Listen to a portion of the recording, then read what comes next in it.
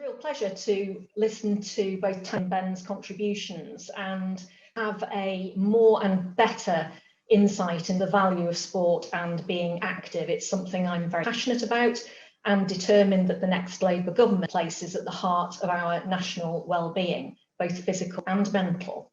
And in the meantime, I hope that we can persuade the UK government to do the same. Obviously, it's very important at the moment to be having these discussions as England goes into its second lockdown tonight. Andrew mentioned I'm the Member of Parliament for Cardiff Central, and so in Wales we have already gone into our lockdown and we come to the end of our 17-day lockdown on Monday next week.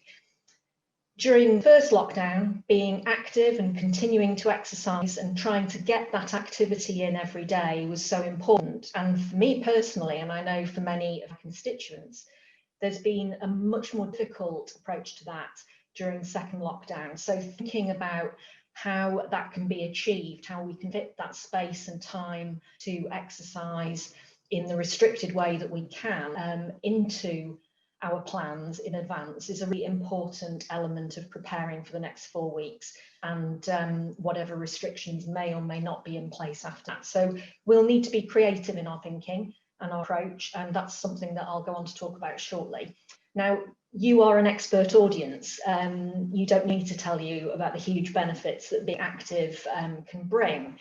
But for policymakers and decision makers in government who control the money and the levers of government, that sometimes feels like it's trotted out as a truism without engagement with what it actually means. And for me, that means, for example, a 67-year-old widower seeing his friends at bowls club, or a new mum whose swimming group gives her the confidence to get back in the water after giving birth, or the football club that becomes a safe place for a teenager when being at home is not a safe or ideal place to be. You know, sport, physical exercise and activity is so much more than just those words. And so for policymakers and the decision makers to see it truly as a cross-government issue, we really need to push home the cross-departmental benefits and the cross-society benefits that it brings. You know, we know that it brings economic, societal, health and prosperity benefits to the nation, to people individually, but also to the country collectively. COVID has placed one huge barrier in front of us at the moment, but I wanted to think about pre-COVID barriers to sport and physical exercise too, and address those, and how, as we come out of COVID, to look to the future, we break down those barriers in the medium to longer term. I was smiling as I was listening to the previous speeches. I was a lawyer before I was a Member of Parliament, so it won't surprise you to hear that I like to consider evidence before thinking about development of policy, and it was good to hear Ben and Tammy also talk about value of evidence. I know that's not a popular approach with all politicians, but never underestimate the prevalence of unintended consequences in lots of policy making and in lots of laws that are produced in our Parliament. And I think what's really interesting is that if we look at the data from the first lockdown, you know, we see, according to Sport England, that activity levels on average dropped in the first 7 weeks of lockdown, with, as Ben mentioned, 3 million fewer active adults compared to the same period a year ago. But if we look more closely at the figures from their Active Lives survey, we see that some people found more time to exercise than they had done in their day-to-day lives previously. Now, you know, maybe that was because they weren't spending time commuting, or maybe they had a few things to do in the evenings. Many felt that when they were only allowed to exercise for an hour a day or once a day, and certainly I felt this as well, that it was really valuable time and something to be made the most of. So we thought about it carefully and we were more prepared. And indications are that women found it easier to adapt, for example, to online and home alternatives, and as such saw a smaller drop in their fitness activity. Conversely, men are much more likely to take part in team and racket sports than women, and both of those obviously were very severely restricted during the lockdown period and saw large drops as well. Some people found that they exercised less because they just didn't have the time because of juggling work with homeschooling and their particular domestic circumstances. Or it might be that the type of exercise that they enjoyed doing, for example, if they normally went to a swimming pool or if they played sport as part of a team, that all became off limits. It was also more difficult for people who needed extra support, whether that was from an instructor or from a group, to help them and motivate them to exercise. But also what was striking to me from Sport England data was that it showed that those people who found it more difficult to be active were people who already found it difficult anyway. And so, like very many other issues across this pandemic, it highlighted existing divides in the country. And a lot of these divides won't surprise anyone. They're often to do with money and to the related deficiency of time. And there's plenty of evidence, we know, plenty of evidence available about wealth inequality and its correlation with low participation in sport and exercise. So more than 750,000 fewer adults from lower social groups were meeting the active threshold across mid-March to mid-May compared to the same period 12 months ago. People who have gardens, for example, could take advantage of that relative privacy for exercise, and they might have had more access to things like equipment. You know, we all remember the stories about how impossible it was to buy a set of dumbbells during the first lockdown. And access to equipment is an obvious problem, a very visible problem. But in most cases, you know, thinking creatively, there is a way around that. So whether it's doing bicep curls with tins of beans, or whether it's using your dressing gown cord as a yoga belt, those visible barriers we can overcome with that creative thinking, but many of the invisible barriers are much harder to tackle. People find it difficult to do exercise because of all sorts of reasons, whether it's disabilities that are physical or otherwise, or not having the confidence to take the first step, or a lack of motivation or experience, or cultural barriers. And for me, that's why public health messaging, and particularly during the pandemic, so critical, and in my view have taken sufficient account of those invisible barriers. So when the Prime Minister contracted COVID earlier this year and was very upfront and honest about his physical fitness levels and his weight problem, ministers were very keen to encourage all of us, the public, to lose weight, as we learned that obesity was a huge factor in people having more severe COVID symptoms and lower recovery rates.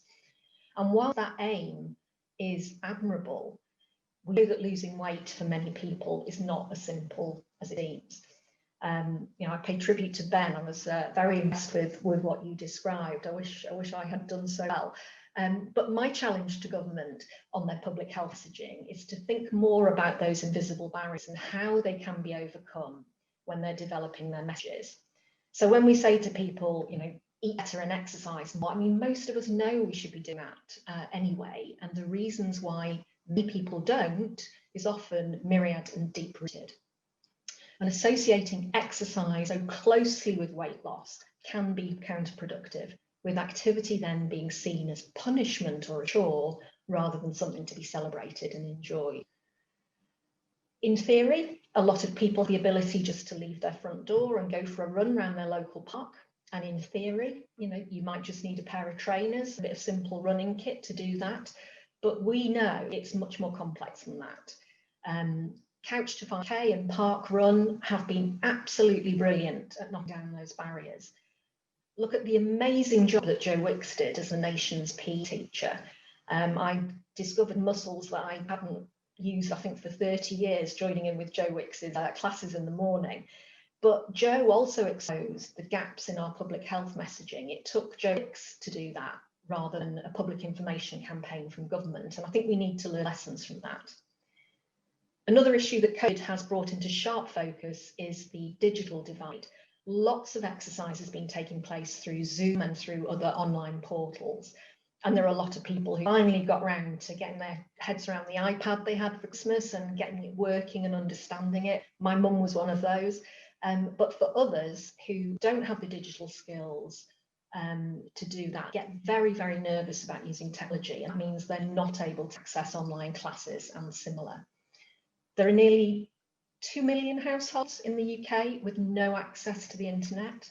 There are another 150,000 households in broadband not spots, as we call them, and 20% of households are located in hard to reach areas. So if you don't have internet access, you are immediately excluded.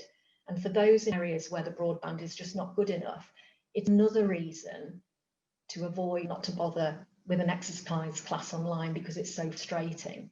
You know, and for lots of people, me included, you know, if you can find an excuse not to do that run, or not to go out on your bike, or not to do the exercise class online, quite often find them.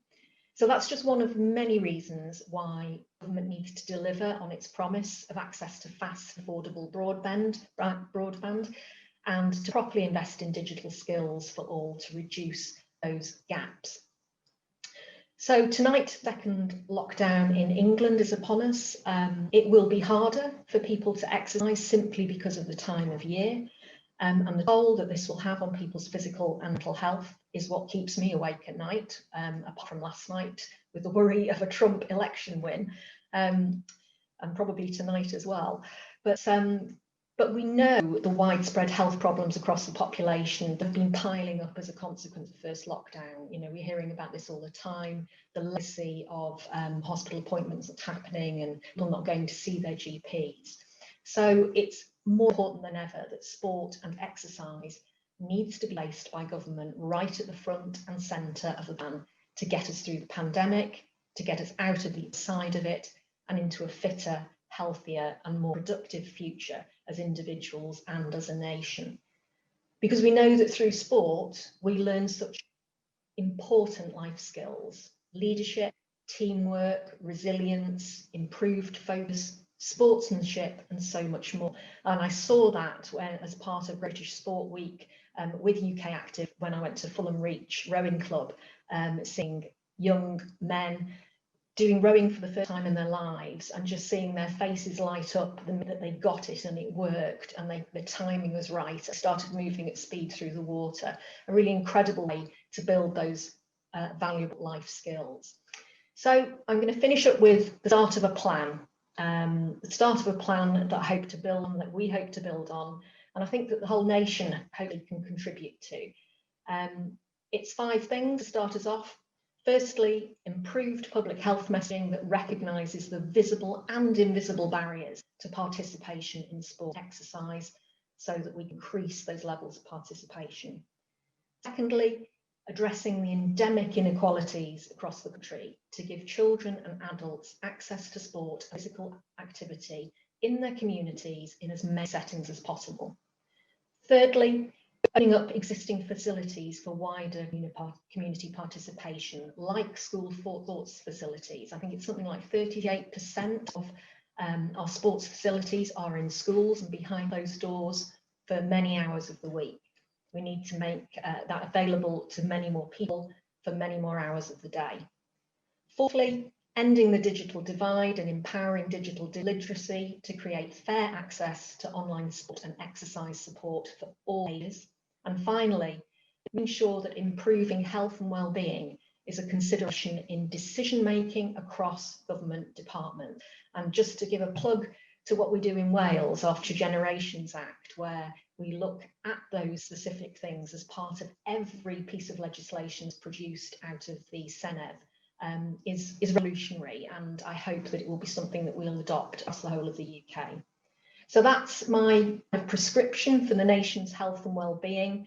Hope we get to write it in 2024, but I hope that we can all work on a cross-party basis to make sure that we're putting health and well-being, sport and physical exercise at the heart of our plan to get through COVID and out the other side into a better place. Thank you.